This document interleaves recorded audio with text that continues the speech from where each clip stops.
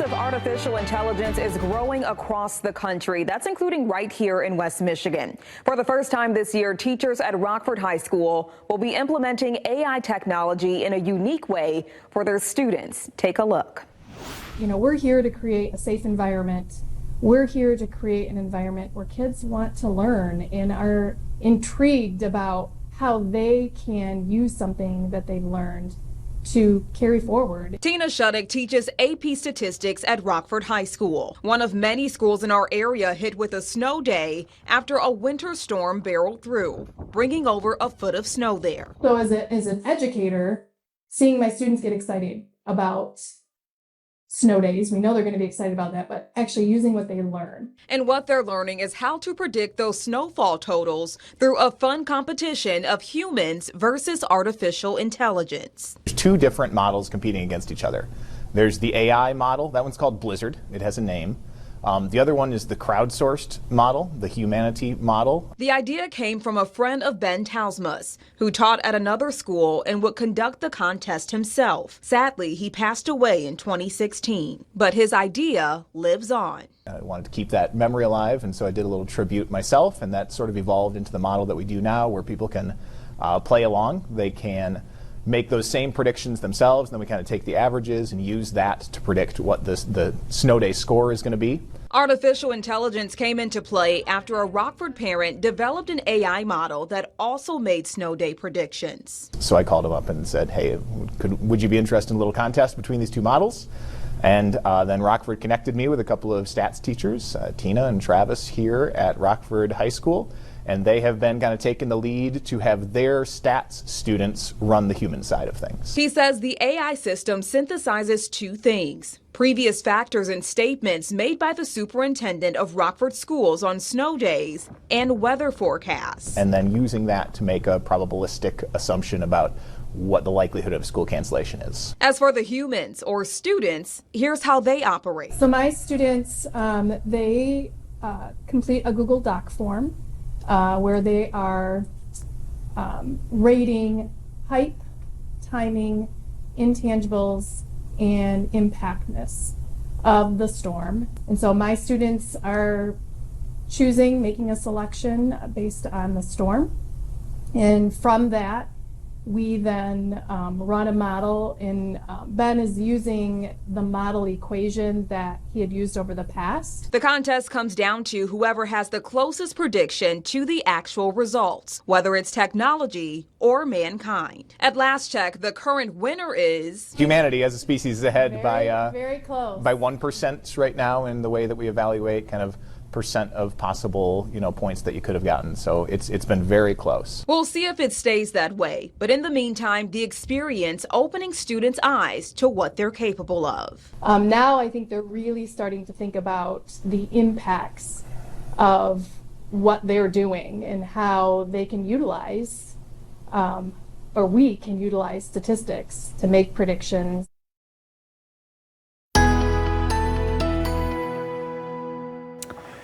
Well, we had to take a little bit of a trade for the Lions to win, and that was getting rid of any comfortable air. We have temperatures right now 4 below 0 in Grand Rapids, 5 below in Allegan, 6 below in Battle Creek. This is just bitter cold air here as we kick off the work week. Notice areas to the north and west still with temperatures in the teens. That's because of the cloud cover and the warmer air streaming off of Lake Michigan with a southwest breeze. But look at these feels like temperatures. Feels like -20 in Grand Rapids, 27 below in Kalamazoo, 26 below in Battle Creek. Very, very significant chill. So we have a wind chill advisory for Van Buren, Berry, and Eaton counties here. That goes until noon on Monday. And areas in the gray, wind chill warning, including Kalamazoo, Battle Creek, and down near the state line. Well, again, wind chills through the morning hours going to be upwards of 30 below 0. Notice by 7 a.m. it is going to be a cold start for all areas of West Michigan, even 5 to 10 below north, but 20 to 30 below to the south. So a cold start here to the week, and even through the afternoon, we're going to see those stick around, and Tuesday morning as well. So Wind chill kind of the bigger focus, but we still have winter weather advisories up the shoreline, and Kent, Berry, and Ionia counties included in that as well. That goes until 4 p.m. here on tomorrow afternoon, so 4 p.m. Monday, and things will continue to improve on that front. Lake effect snow really just focused now parts of Allegan County into Van Buren, where it's been steady all day long, and a little bit in Muskegon. But we'll talk about totals coming up, as well as a very, very cold week for January. Road crews in West Michigan continue to plow the snow left behind from this past weekend's system. But as Fox 17's Marisa Oberle found out, it's sometimes not the only thing they push out of the way. She explains what to do if a truck damages your property. Local road commissions say despite their best efforts, crews occasionally do hit mailboxes and cars or even rip up grass. Most communities do offer to replace or pay for that damage, though, but it depends on the circumstances. Jorgen Noah found himself outside a lot this past weekend. This has been probably my fourth time. Like others across West Michigan, the Grand Rapids father of four braved the elements on numerous occasions to clear the snow from his driveway and sidewalk. Yeah, the first couple were not so bad, but this morning it was quite surprising how much we actually did get overnight. So yeah, it's been accumulating. And while it may be a hassle, Jorgen finds himself grateful that his family does not face any bigger issues related to snow removal, specifically property damage caused by plows. It does happen. Jerry Byrne leads the Kent County Road Commission and admits every winter his drivers and those who work for other area departments unintentionally hit things like mailboxes and cars or even rip up grass as they try to clean the streets. Byrne says upwards of 400 homeowners file claims with KCRC each year to get the damage repaired, but he estimates that happens in just roughly 25% of cases. If we struck your mailbox with the plow or the vehicle, we're going to fix it. If the weight of the snow did it, that's your responsibility to fix it. That's because the agency only steps in when it can definitively prove a KCRC truck and not the elements caused the incident. We can see green paint. We can see paint out where we physically struck it. A lot of times you can just look and see that the snow still is 2 foot away from the mailbox. Okay, so we weren't even close enough to the mailbox to strike it with our vehicle. It's a similar policy for other road commissions in West Michigan, including the city of Grand Rapids, in Kalamazoo, Muskegon, Ottawa, Van Buren, and Newaygo counties. People can often submit a claim online, but Byrne encourages them to take steps that can be done before it gets to that, like parking their cars in the driveway, using poles to mark property lines, and installing sturdy metal mailboxes. Jorgen agrees. Just stay safe. And to read those policies in full mentioned in our story, you can head on over to our website at fox17online.com. Reporting in Grand Rapids, Marisa Oberle, Fox 17 News. West Michiganders still dealing with the brutal winter conditions throughout the day today. Here's a look at the Grand Haven Pier from earlier today. This footage was shot by Colin Ritzema around 2 p.m. You can see the high winds whipping the snow and water around and creating some sizable waves there. Now, in terms of the roads, the Kent County Road Commission is hard at work trying to clean up the mess the storm left over the last few days. They're cautioning drivers heading out tomorrow morning to consider how the conditions may affect their drive. You know, I think tomorrow morning, folks need to double their time. Okay. If they normally take some 20 minutes to get to work, then plan on 40, because with the cold temps, they're still going to be not great. They're going to be drivable at reduced speed, but they're not great. But I think we're making good progress. Bryn says they've done 3 to 4 rounds on the roads just today, but that the high winds continue to blow in massive drifts in rural areas of the county. Here's a prime example of how the wintry conditions are affecting travel coming out of Kalamazoo this morning. An officer was injured when 2 Kalamazoo Department of Public Safety vehicles were struck by a car. It happened around 11 a.m. Officers were at the scene of an accident on I-94 near Sprinkle Road when a car hit one of the engines, damaging 2 KDPS vehicles in the process. 2 officers were seated in the engine when it was struck. One of them was injured and taken to Bronson Hospital with minor injuries. The other officer and the car's driver were not hurt. Multiple schools already announcing they'll be closing their doors because of tomorrow's conditions. For the most up-to-date information and to find out whether your school will be open, make sure to visit fox17online.com. Well, still ahead with just one day to go until Iowa's presidential caucuses, the candidates are urging their supporters to brave bone-chilling cold and blistery wind to help carry them through Republicans' lead-off voting contest.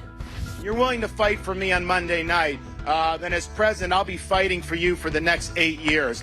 How everything is shaping up heading into tomorrow's events.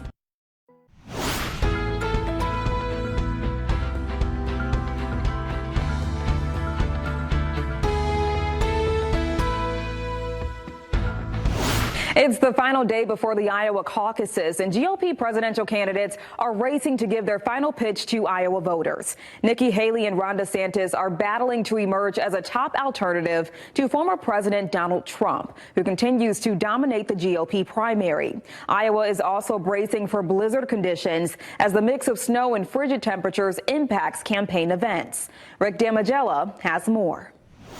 GOP candidates are making their final pitches to Iowans as the caucus is just hours away. You're willing to fight for me on Monday night, then as president, I'll be fighting for you for the next 8 years. This is go time.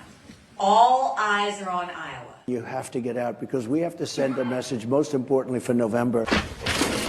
The outcome of the caucuses can help build or break candidates' momentum as they vie to be the GOP party's nominee. Former President Trump is looking for a definitive win in Iowa as DeSantis and Haley aim to dent his commanding lead in the polls. We're just excited that tomorrow's the day. It's go time, and we're going to keep crisscrossing the state. We've done that for days now. We're going to keep doing it. So there's a lot of excitement on the ground. We're in this for the long haul. We understand that you got to win a majority of the delegates. We understand that there's a long process here, but we're going to do well because we've done it right, and our folks are going to turn out. And turnout will be key as the weather is forecasted to be the coldest Iowa caucus ever. Temps will be below freezing Monday with blizzard conditions bringing dangerous wind chills. Nikki Haley canceled her appearance in Dubuque Sunday due to hazardous travel conditions, but Governor DeSantis is set to keep his in place. They can throw a blizzard at us and we are gonna fight. They can throw a wind chill at us and we are gonna fight. I'm Rick Damagella reporting. The Biden administration says it wants to eliminate remaining student loan debt for those enrolled in the Saving on a Valuable Education, or SAVE program. The SAVE plan calculates payment on income and family size, not loan balance. Borrowers enrolled in SAVE who took out loans of less than $12,000 and have been actively paying on those loans for 10 years qualified to have their remaining debts zeroed out as early as next month. Out of the 6.9 million borrowers enrolled in the SAVE plan, the administration has not said who would be impacted the most, but eligible groups could include community college and low-income borrowers. Hundreds of people holding yellow balloons stood in silence for 100 seconds in Tel Aviv today to mark 100 days since the start of the Israel-Hamas war. They gathered in an area known as Hostages and Missing Persons Square. The event was also held to remember the hostages still in captivity. The conflict is by far the longest, bloodiest, and most destructive war between the two bitter enemies. It began on October 7th when Hamas militants staged a deadly attack on southern Israel. Since then, Israel has relentlessly pounded the Gaza Strip with airstrikes and a ground offensive. Well, the winter weather advisory for lakeshore communities and a few counties inland remains in effect until 4 p.m. Monday. We'll talk about snowfall accumulations in the full 7-day forecast. Brutally cold weather gripping much of the country this weekend, impacting the campaign trail in Iowa and even the NFL playoff schedule. Katie Byrne has that story. Winter weather suffocating much of the country this weekend. Storms and extreme cold reaching as far south as Texas and Louisiana. Temperatures across the Midwest and northern plains not just below freezing, but sub-zero in many areas, dropping even further thanks to the wind chill. The temps here are, it feels like it's -20, which it does feel like -20. Blizzard conditions in the forecast in Buffalo prompting the NFL to postpone a Sunday Bills playoff game to Monday.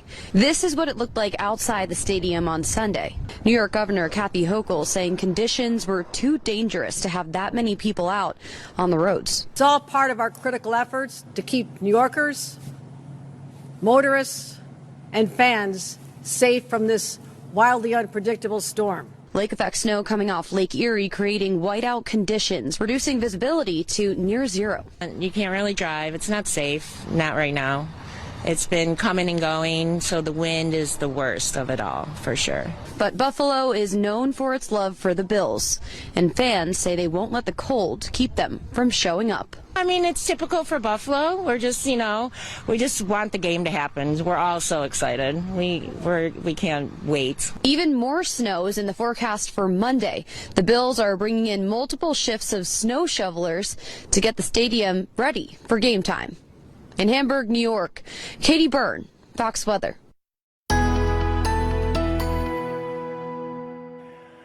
Well, how about it? The Lions got a great win here tonight, and now we can enjoy some really, really cold air to kick off the work week. How's that for a trade? Well, worth it. Fresh snowpack on the ground from this weekend. We've seen some areas get significant snowfall, others still a decent amount here today. Notice the roadways traveling quite slowly this evening. That'll carry over into tomorrow. We have a number of schools closed already if they're not off for MLK Day. But you can see even this evening, lake effect snow from Allegan up to Ottawa and Muskegon County still continuing here with some bands getting up towards 131, but most of it stopping once it gets to the Kent County border. A closer look down near Saugatuck and the South Haven area much lighter, and it's pushing still north and west of Allegan. So here's a look at the numbers.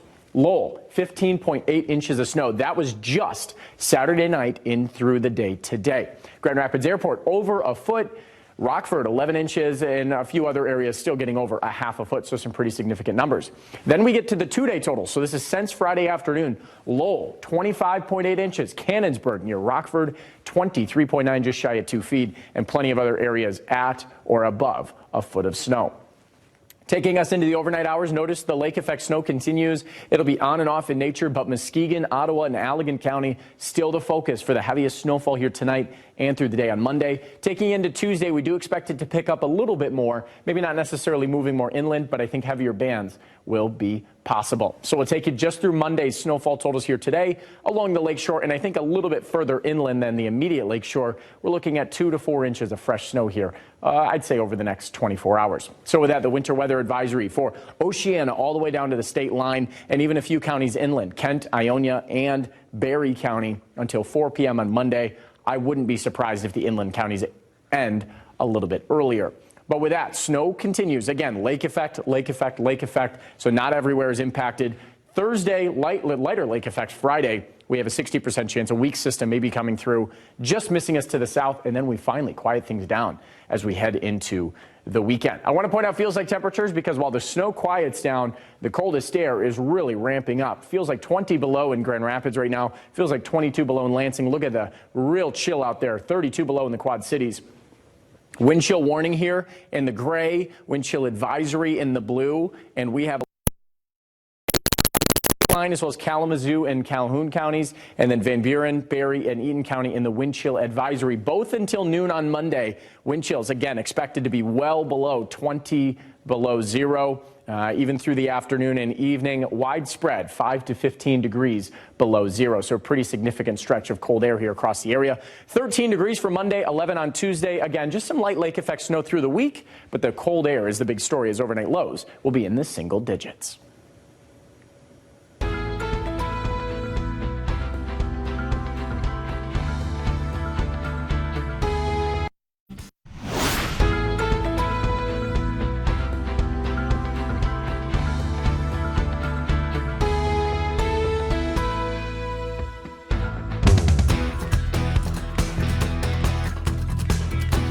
Detroit Lions have defeated the Los Angeles Rams by a score of 24-23, winning their first playoff game since 1991. The Lions were able to take down former quarterback Matthew Stafford and the Rams' formidable offense.